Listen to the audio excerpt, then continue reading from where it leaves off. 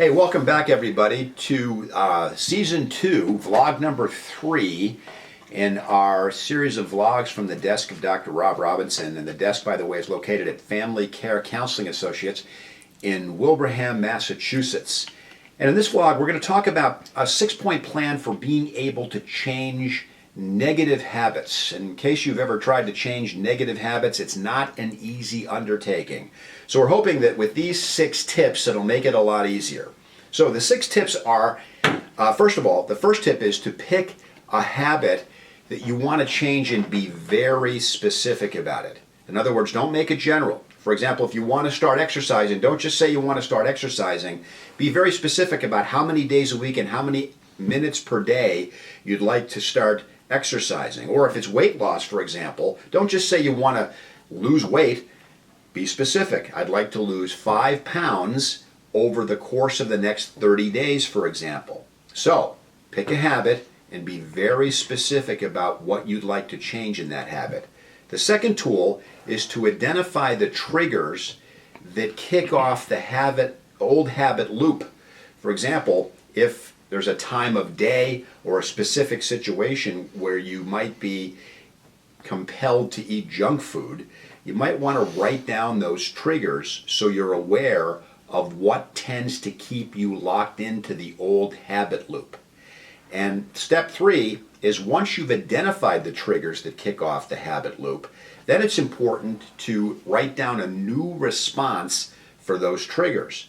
For example, if you walk in your house at the end of the workday and the first thing you see are the kitchen cabinets containing all the potato chips, it might be better to avoid that area initially, maybe go right into your bedroom, change into some workout clothes and go for a walk, for example, or just change the movement of that particular behavior so that you're not inclined to run into that trigger and you know in advance what your new behavior change is going to be to replace that trigger.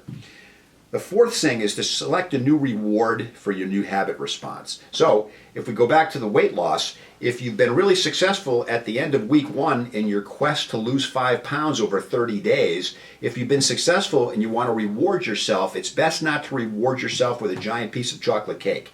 Instead, it would be better to go out and buy yourself a new article of clothing, for example, so that you're not inadvertently kicking off the old habit loop.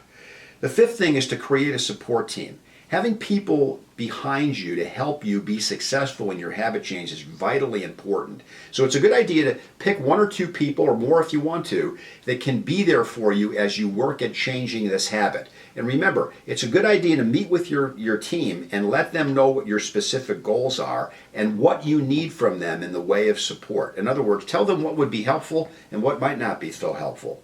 And then ask them too if they can be available to you when you have some powerful triggers that you're up against and you'd like to kind of make a 911 call to them to give you a hand in a tough moment.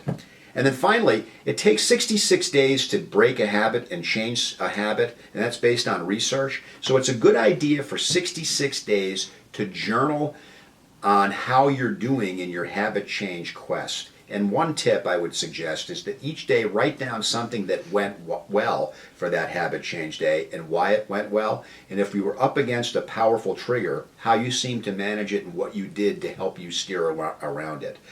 So those are the 6 tips for healthy habit change. I hope they're helpful to you. And we appreciate you checking in on these vlogs, and we'll see you again soon.